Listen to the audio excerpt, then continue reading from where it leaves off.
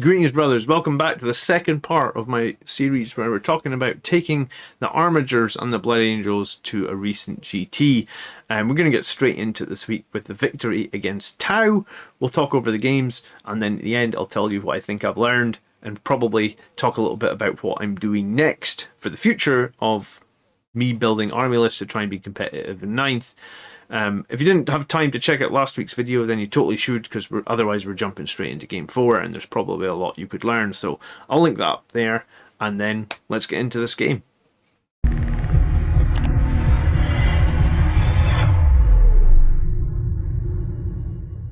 Okay, so when I knew I was going to play Tau, and I knew it was this map, because I walked in the morning and got my army out and said, like, we're going to play Tau, and this is the map, and this was mission Death and Zeal, so the deployment is obviously something like this again, and you can see his Tiger Sharks just chilling at the middle just now until we get deployed. When I saw this and thought, in my deployment zone I have one piece of obscuring terrain, and I've got half of a forest, I thought, honestly, are you fucking kidding me? Of all the maps to get to play against Tau, for one, I don't think this is enough terrain in general. They normally talk about you need 8 pieces, right? 8 pieces of terrain. But when these pieces were... They are all obscuring, so like they can't shoot through these gaps here. But like this offers me nothing in my deployment zone. This can offer me... If I can get within 3, so like if I go first, maybe I can get a little bit of cover from it. And then the forest, like I was sort of freaking out. I had a really rough first day, right? Like I felt like the games on the first day were rough. Then I come to this and I'm thinking like, oh god, this is gonna, like, I can't beat Tau on this map. Like Blood Angels, like I need another piece of cover that's here or something so I can get behind it and then go forward. Without it, it's just this is like a killing field, like 2 giant killing fields on both sides of the map, right? Like with just no cover. And if I was a Tau player, I'd probably position my guys in the forest so it's difficult for me to shoot them, and then they can just, you know, they can just kill me all over. So maybe my best play would have been to go this way. But if I wanted to go that way, I don't know where I'm starting. Like maybe I just have to deploy my whole guys in the forest. I thought maybe what I could do is hide some Death Company flush in behind here. But I also want to have a unit of Death Company right at the front, so I've got some sort of Forlorn Fury threat, right? Because on this map, we know, and we've talked about this on my stream before, that this point to this point here is only like 12.7 inches, right? Because these deployment zones are 9 from the middle. So this is 9, and this is 9. Using Pythagoras, this is 12.7. So like if you can deploy a Death Company unit somewhere on the front here, then you have a super easy Forlorn Fury, and you want that threat as a Blood Angels player. And this is one of the reasons that I hate Abandoned Sanctuaries, and that is the map that's coming up next. We need that threat. It's one of the best things that we've got. We need to be able to make the opponents think about their deployment. If we can't do that, then the game becomes even more difficult, right? Because like the opponents know that the Death Company will probably trade up, and if they want to threaten us, okay. I'm not bitter about this terrain, honest, or I'll try not to be. Okay, so let's move on. Like, so what did deployment look like? Deployment looked something like this. Most of my army's hidden here. I mean, that's like my only option. My 2 Death Company, one's here. The other one, the reason they're hugging the wall so tightly is they were actually here at the front of the forest, and they Forlorn Fury to there. I am going second in this match. My Armigers are in here to make them -1 to hit, and because I don't want to really start my Armigers way back in the backfield here. And then I've got my 3 characters here. I guess I was hoping that there would be enough -1 to hit with Armigers so that they could never be shot with Lookout Sir, right? The problem was he had a bunch of buffs here, and he was able to put a ton of buffs on these guys. So, and they're in Montca as well, so I think they can move about 8, and then they can advance, and then they can maybe do some more shenanigans. So he was able to get some line of sight here on these Death Company, and both my units of Death Company in turn 1 got decimated, and which again, so instantly I was like, oh my god. And the Tiger Shark flew like 40 odd inches to here, so like right after I'd done it, I was sat there going like, oh god, this game is over. I should have deployed the Death Company here, but like how bad does that feel like as a Blood Angels player, having to deploy your whole army in that section of the board, and maybe there's a couple of spaces in this forest. Like, I just didn't want to do it. Maybe I should have, but that's how I felt, right? So in turn one, the losses I took, I think I lost like 8 of the Death Company. It was absolutely brutal. Yeah, so here's like a little bit further on. You know, I think this was actually, this would have been in his turn too, because the Tiger Shark's now over here. So what had happened was there was like 2 Death Company left. They'd moved up. Fortunately, they were able to get onto this objective, and the Tiger Shark had been here. So they were able to fight the Tiger Shark. Mephiston smited the Tiger Shark and like shot it. These Vanguard failed their charge, leaving them in no man's land. And I was like, wow, if things have gone bad, this is now bad to worse. And then what's even better is that we didn't actually kill the Tiger Shark. We left it on 1 wound. And yeah, that was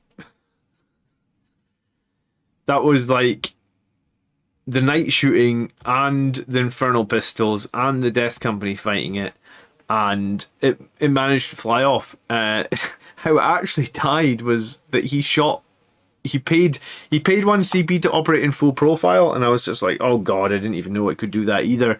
But fortunately he shot it against this Armiger. He killed this Armiger. This Armiger exploded, killed the Tiger Shark, and if that hadn't happened, I honestly don't... I would have had to rotate something way back here to deal with that. I had my Priest and Dante hiding behind this wall. I'd obviously obsec this away with an Armiger. I'd obsec this away and done my Nakman data with my Incursors. Unfortunately, the objective here didn't extend under this big thick bit of terrain, so one of my intercessors had to pop his head out, so he's basically not long for this world. The only advantage on this was it was sticky objectives, so once I held this with obsec, then it is mine. So basically, I guess after this Tiger Shark had flown off, you could see that like I had brought one of my Armigers over this way, so my Armiger was dead. My other Armiger got killed. I believe these guys mopped up the Death Company. I think he mopped up Mephiston. I'm trying to remember. Mephiston was in no man's land, but I was almost happy that it was here, because I was thinking, like, if he mops up Mephiston and leaves the Vanguard, this is actually going to be better for me. And then, you know, because like because the Vanguard started here, so like 12 inches, 12 inches.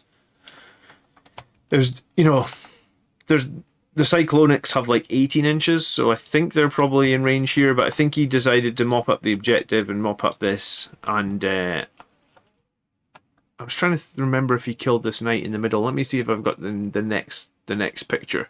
But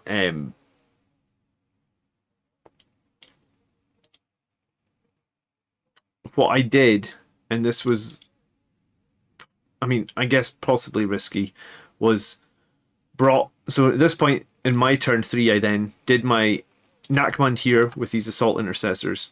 I brought down a squad of assault intercessors here with the intention of basically moving 1, 2, and then doing some data over here, so advancing them forward. And this is only turn 2, I believe, because I brought down my Vanguard here and they didn't have Assault Doctrine. I think this is my Blood Chalice card here.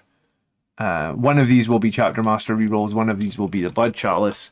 And I basically decided to overwhelm this unit of battlesuits with my Priest, Dante, and both squads of Vanguard, and figured that like the best thing I can do here is hit him hard on one flank, and hopefully my Armiger in the middle can continue to hold this for a little while longer. Yes, I'm going to lose this, and then maybe as he swings around the board, the reason these little things are here is for his aerospace targeting. So I figure, like, yes, I'm going to lose this, I'm going to give up some points for aerospace, but hopefully I can make up. You know, like, I can definitely kill these battlesuits, I can definitely kill these fire warriors, and if I can get to his Kroot in the backfield, then that will be points for me, definitely. and also be able to basically score all my secondaries. My secondaries into this Tau list were in fact retrieve Natman data, shock tactics, and no prisoners. So basically by jumping on here and jumping in the turn one, the 2 Death Company jumping on here gave me 4 for shot tactics. Now the Sanguinary Guard jumping on here are going to give me 4 for shot tactics. Next turn I can probably get some Sanguinary Guard over here potentially, or over here potentially, and get some more shot tactics points as well. And I think in his turn he actually swung round and killed this Armiger, which actually did me a favour, which meant like when my Sanguinary Guard get over there, that will be shot tactics points too. No prisoners made sense obviously because there's so many battle suits, and these guys were going to just basically run across the board and try and do Manakman data. And I figured that was probably the best bet for it.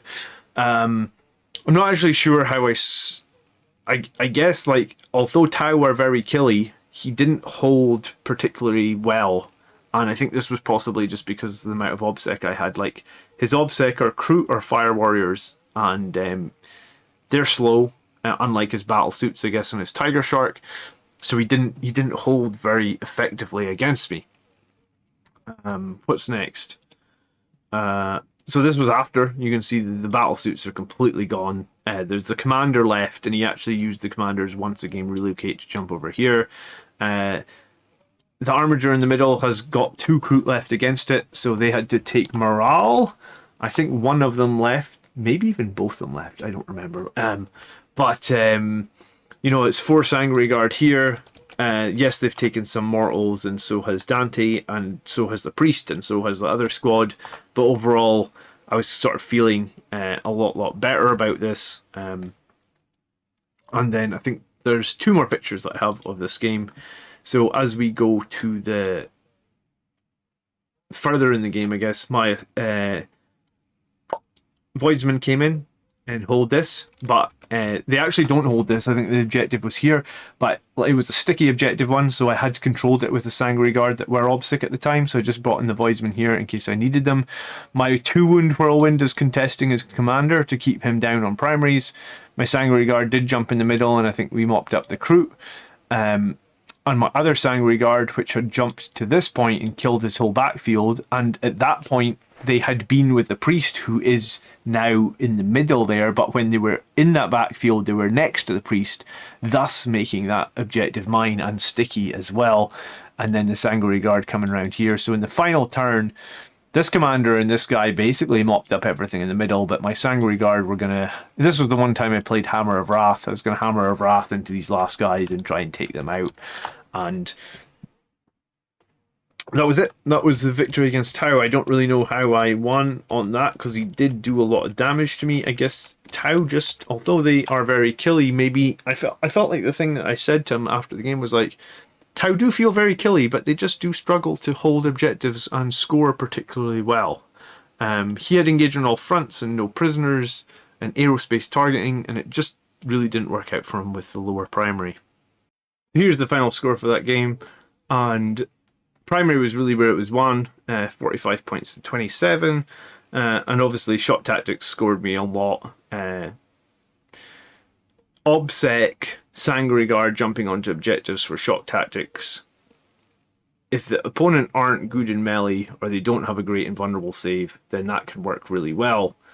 In the previous games against Demons and Sisters, it didn't work so well. But I mean, I do generally think shot tactics is a much better pick, and in some ways it really confuses me actually, because they said like, oh, shot tactics is going to help marine armies. Well, it actually helps Blood Angels more than someone like Imperial Fists, right? Because like Blood Angels will be jumping onto objectives, killing things with OBSEC troops because of the priest with the Rights of War, or I guess another character with Rights of War, and then taking the objectives. So shot tactics helps us quite a bit, and I picked it, I think I've picked it 3 out of 4 times at this point, and normally Behind Enemy Lines or Relentless Assault were my go-to picks for that category. Now, this was a good learning experience for me in shot tactics. I think it's much better, it's viable. 12 or 15 seems quite possible. Obviously I only did 8 against the Sisters game, but that's a really unfavoured matchup for us. Okay, final game. And this game broke me.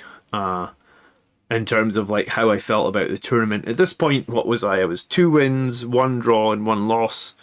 And I was feeling okay because the loss against the Sisters game was near impossible, and the game against the Chaos Demons, they're a brand new codex, they're 54% win rate army, they're miles ahead of us, I feel like. But this loss against Necrons, who are also a 54% win rate army, for lack of a better word, it broke me. It was really quite a demoralising loss. I actually only really fought maybe like half of his army, and I think I'd lost both my units to Death Company and Sandguard like so quickly in this game, it was ridiculous. So mission number 5 was Abandoned Sanctuaries, and I've talked about Abandoned Sanctuaries before and how much I hate it, I guess. It's 5 objectives, something like this, and the deployment zones are something like this, and there's no pre-game move, which is tragic, so we can't really put any pressure on. So really, when there's no pre-game move like this, I want to be going second, because I'm not going to be able to do anything in turn 1, right? And like, this picture was after turn 1, and I'd actually deployed my Armigers down here. I just instantly paid 1 CP and put 2 of them back in reserve. You can see them off the board here. I pushed my Death Company and my Sandguard up behind this crate, I guess to do some threat. I was very worried that if I went any closer, then the threat would come back, and the Silent King does fly, so potentially he could get pretty fucking close to them in turn 1, which I didn't like the idea of. I did some Nachman data with the plan of just moving across and doing it as well. I have to touch an objective. I guess I would either have needed to touch the objective in the middle or touch this objective over here. I figured the safer choice was probably to touch the objective in the forest, because they will be -1 to hit. But what actually happened was 20 Necron warriors just used an Orb of Darkness and came over here and just instantly blew these guys to pieces. So like I said, I would really like to go second, because if he had been touching an objective, and I think my Sandguard and all that were here, then there would have definitely been, if he touched either of these two, then it would have been really quite a better starting position for me. I mean, the Armiger was just going to try and pop some wounds off the Void Dragon, and then these Armigers, when they came in, my plan was to bring them in this side of the map and sort of show strength on one flank, and then maybe try and hold the objectives like this on this, you know, like create a triangle of strength, and maybe try and pop off like a bunch of wounds off the not the Void Dragon, sorry, the Silent King. And I knew as well, if you charge as Menhirs, then you don't fight last. My opponent didn't know that, so I actually knew more about Necrons than he did. My opponent also didn't know that if you charge over difficult ground with a flying unit like the Silent King, you can ignore the -2 charge.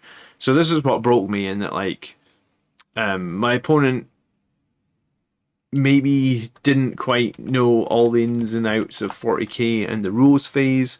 Obviously I need to know them as a Blood Angel player, but like, my Death Company, the first squad got rocked, the second squad just bounced off, and didn't do very much damage.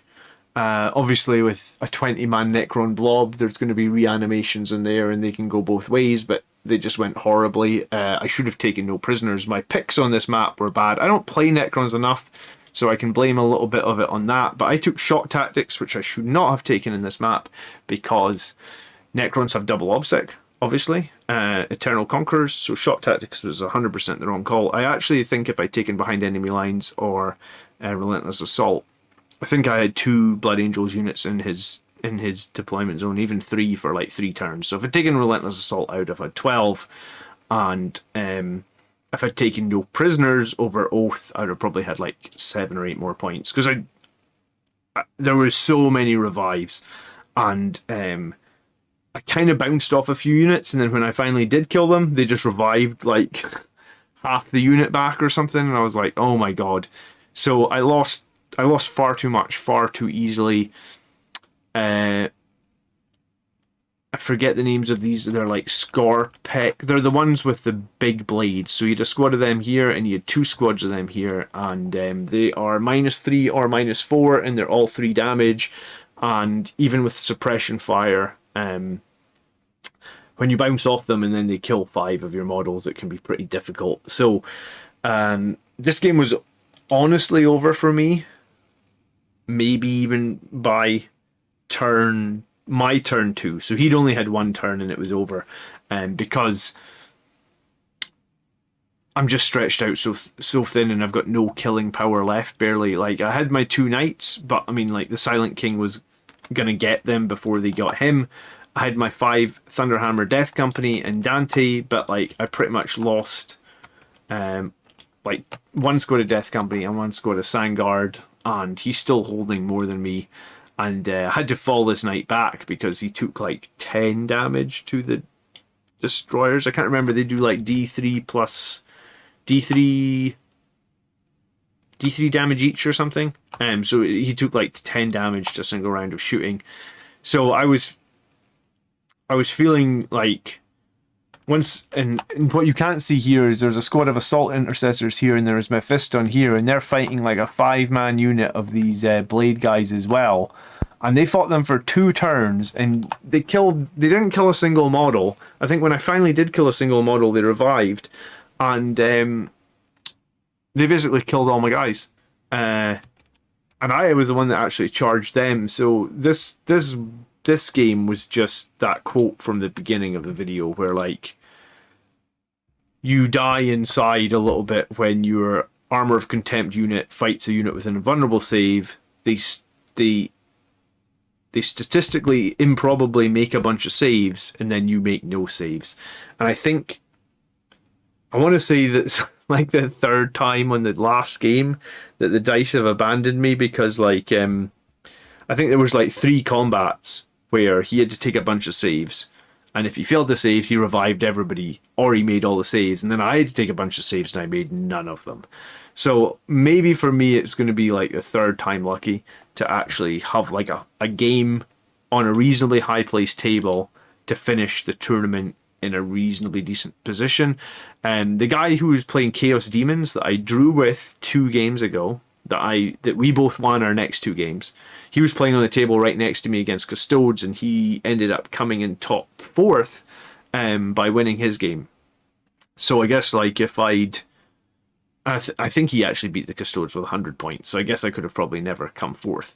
But I guess like not enough experience against the Necrons, and also just Necrons are a 54% win rate. You can see here like how strung out I am. I have like nothing left. I have a priest here. I have my 1 squad of Sanguinary Guard coming down here in a desperation charge.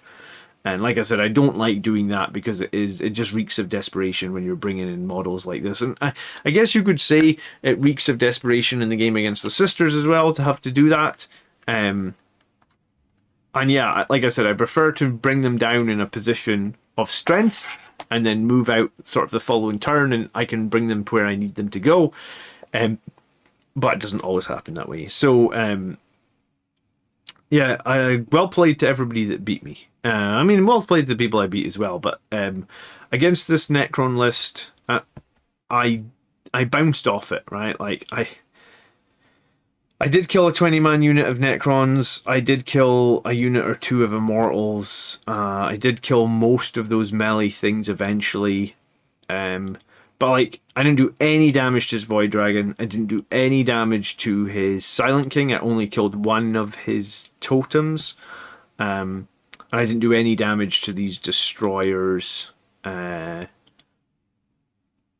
felt rough. It felt like on another day, with some better charges, or I mean, like, I guess like this is just, I just hate this map as well, and maybe my negativity around this map affects me, but like, this was the one time of the whole tournament that I really wanted to go second. I went first, and I was like, if I have to go first, I get nothing from turn 1. All I end up doing by having turn 1 is giving away models, because I have to come and touch an objective, because I can't sit on one objective in turn 1. I mean, I could, but it's super risky, especially against Necrons where we know they're going to score 90 plus. And then the other thing, I actually think the primary plus part of this map is also kind of broken. It leans really heavily on who goes second, right? Because it's like whoever holds this objective in the middle at the end of the game gets like 4 points, 4 or 5 points or something. I can't remember exactly. I think it's 4, or maybe even 5 points. But it heavily favours who's going second. So it's like, if you're going second, you can always just come in here. You can always just kill a unit, because arguably the person who went first has to put models on it. And then, yeah, I need more practice against Necrons. First time I've ever fought the Silent King. I actually asked John, who's been on the stream a couple of times, like, hey, do you have the Silent King? Because I need to fight him more often. But he didn't know that if I charged the Menhirs, he wouldn't be able to make me fight last because of the wording on that.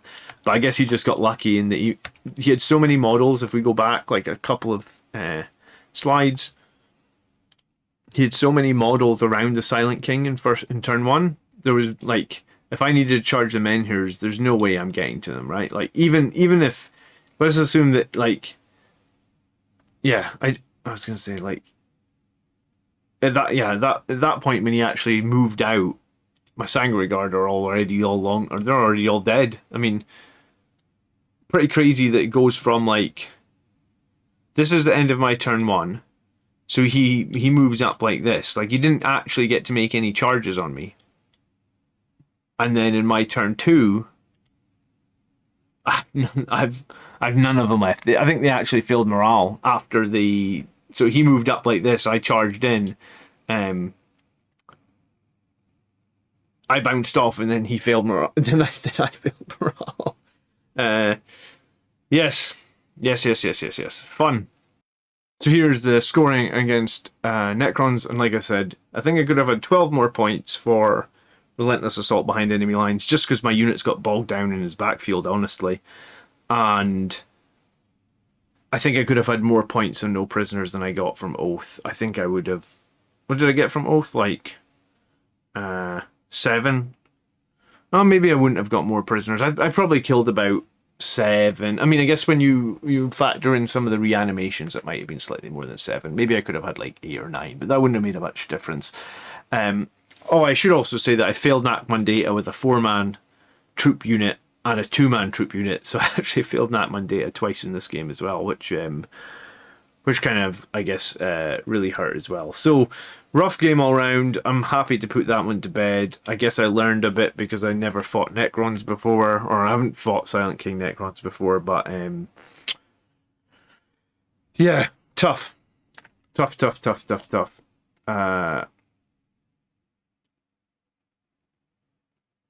I was going to say maybe a unit of Death Company, like a 10-man unit with chainswords is what's needed to kill 20-man Necron warrior blobs. But Orb of Darkness shooting can just be super powerful, especially if they can end up near the Silent King as well. Like, yeah, Orb of Darkness can be a real problem for us. Okay, so what are my initial thoughts? I really felt CP starved most of this event. The amount of times I needed to use suppression fire felt pretty rough. So, yes, starting the game on like 2 CP and then suppressing 5 times throughout the game, it just feels very rough. I really enjoyed having all the OBSEC though. I've never had that much OBSEC before. Rights of War, 3 counts as 5 knights, 3 troop units. I actually felt like my OBSEC, that probably helped me get that win against Chaos, or I was going to say get the win against Chaos Demons, get the draw against Chaos Demons. It felt like a win because their army was just killing me all over the place, and I was scoring as best I could. So the Knights did feel a lot less survivable than I'd hoped. I guess because they're not like actually like Imperial Knight detachments, they're super heavy orcs, they lose some of the rules that can potentially give them more survivability. But that's beside the point. Every game felt like an uphill battle on secondary scoring. Yes, Shock Tactics felt okay. Oath of Moment did not feel good. Nakman Data obviously doesn't feel good either. I guess building a list around Fury of the Lost, I think, is probably the thing that makes most sense for Blood Angels. That's what's people have been playing and winning events in.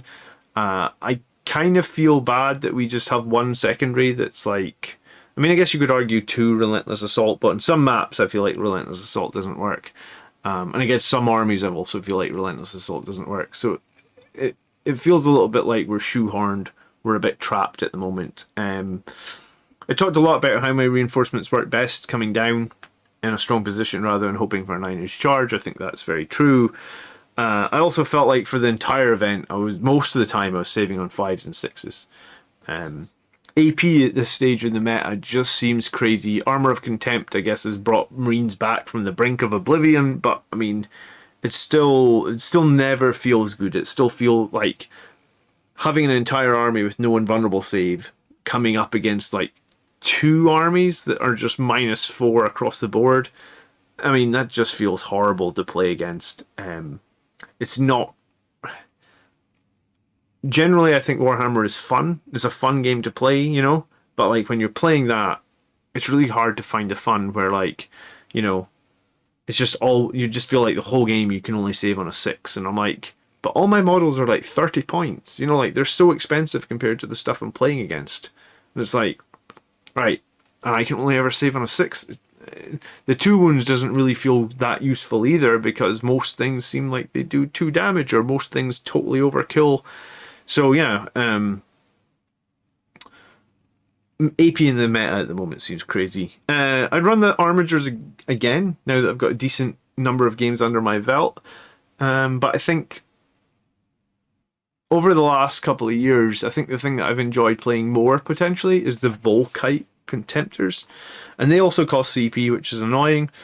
But I like the fact that if ignored, typically a Volkite Contemptor will just kick out like 10 mortal wounds at 45 inches throughout the game. And if you have 2 of them, you know, that's 20 mortal wounds, 45 inches. They did go up in points, yes. Other things went down in points, so it probably balances it out.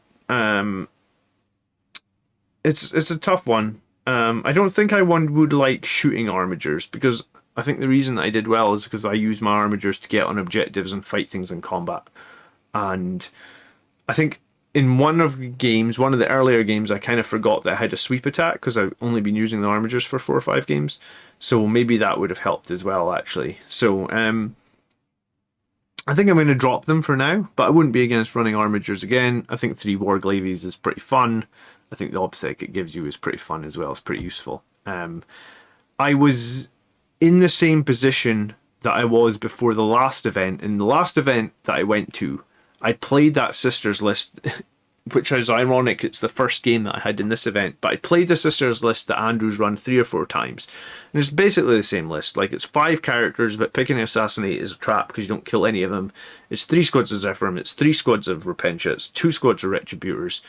I don't think Andrew runs Sacrosancts, but I guess you can do whatever the fuck you want for the last 500 points. But I played that list of Sisters and I just sort of like held my hands up and I was like, this is unbeatable. There's no way I can win this game. Even if I do the best moves that I possibly can and everything goes right for me, I still lose the game, right? Because I remember the game against Andrew where I killed 2 squads of Repentia and 2 squads of Zeraphim in turn 1 and barely lost anything, right? And I was like, this is my best chance to ever beat the Sisters. And I still lost the game, right? So I took a super heavy tank in the last event because I'd run out of ideas. I didn't know how to beat that list. So it's kind of ironic that that's the first list that I played in this event. But again, this time I took the Armigers because I played against Gav's Knight Army. And his Knight Army basically completely shut down my primary scoring for the entire game. I think I scored 4 points in primary against his Knight Army. When you think about it like this, I have 15 models that are OBSEC and about 50 bodies on the board. Well, he has the equivalent of like 60 bodies on the board, and every single one counts as OBSEC as well. So he out OBSECs me like 4-1. Yes, I have Rights of War in there that can maybe help, but if you out OBSEC 4-1 across the board, can you score a lot? So after playing Gav's Knights, I was like, yeah, there's no way I can beat this list. Maybe I can kill the Knights more efficiently or whatnot, but I still lose to OBSEC. And I think that's the thing that I said to somebody about, like, my problem with Knights is that they could be on 1 wound left and they count as 5 as OBSEC. And someone had a solution that they said at this event to me. They said, what if every wound a knight has is how many models it counts for OBSEC? I was like, you know what, I kind of actually kind of like that. So a 26 wound knight counts as 26 model OBSEC, but if there's one wound left, it counts as one model OBSEC. And that sounds a hell of a lot better than like a 2 wound left knight counting as 10 or counting as 15 OBSEC. That's the thing that makes it super difficult to deal with, especially when they have like a 1 CP stratagem that lets them add, I think it's 9 inches to their movement. So even on 1 wound left, they can move 17 inches and just touch an objective. Hey, that counts as 5 OBSEC. If you have, you know, typically you maybe had a squad of incursors there or something, you lost 1 guy, you only have 4 OBSEC, so now that's their objective. And that's super obnoxious to deal with, and that's why I took the Knights, because I was out of options. I was like, I don't know how to beat this. And I guess if you look at Imperial Knights right now, I think they're also on a really high win rate as well. Seems like there's a lot of armies on that like 55 plus win rate. And the balanced data slate, in my opinion, didn't do enough for the 48% armies. I mean, it helped, but I still feel like it's an uphill battle into a lot of lists. I also feel like Space Marine troop choices are, for lack of a better word, crap. I feel like they're too expensive and they don't do enough damage. And I guess, yes, they are OBSEC, which is obviously needed and important and needed for battalions. But you could probably take 10 points off all those troop choice units, and I think Space Marines would still be where they are. Strength 4, bolter fire does nothing. Chainswords do something, but overall I felt like my troops really underperformed. And then the final thing is, like, if you are running a CP starved list, which I feel like this was, then I really feel like you need Psychic Mastery if you want to take a Psyker of any sort of reliability. The amount of times I would fail Psychic Powers on a 5 when I need a 6 to cast makes me feel like Psychic Mastery is just so needed. It's a real shame that named characters can't take the chapter command upgrades that are for their discipline. I guess an example of that would be Mephiston is the Chief Librarian. He should be able to take Psychic Mastery because it is an upgrade for a Chief Librarian. Astrath is the Master of Sanctity. He should be able to take like the Wise Orator Warlord trait. There's my few cents on what we could do to make Marines better, and what's next? Well, what's next for me is building a new list. I'm sure there's going to be another tournament. I'm sure I'm going to want to perform well at it. So probably next week I'll be building a new list. I'm probably going to do that as my next week's tactics video. Probably going to try and use what I've learned, and I'm probably going to discuss secondaries at a bit more length, because I think it's always good to reevaluate some things you know after an event. And I guess I'll be trying the list on stream, no doubt, so you'll be able to watch the videos and catch up like that. If you did enjoy today's video, or you feel like you learned anything, I would love it so much if you would hit the like button. If you want regular Blood Angels content every week, do remember to subscribe and hit that notification bell.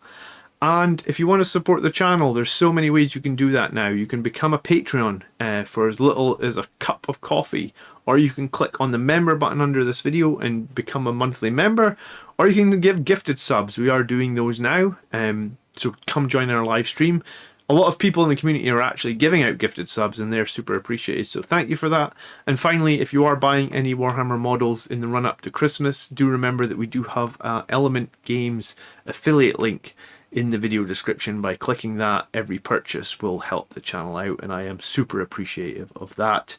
Thank you as always, brothers, for watching and supporting me. I did meet a bunch of people at the event that had seen the channel before, and that's always really nice. So if you see me at an event, please come up and say hello. I do like meeting fans and just generally hanging out. I'll catch you in the next one. By the blood are we made strong. Peace.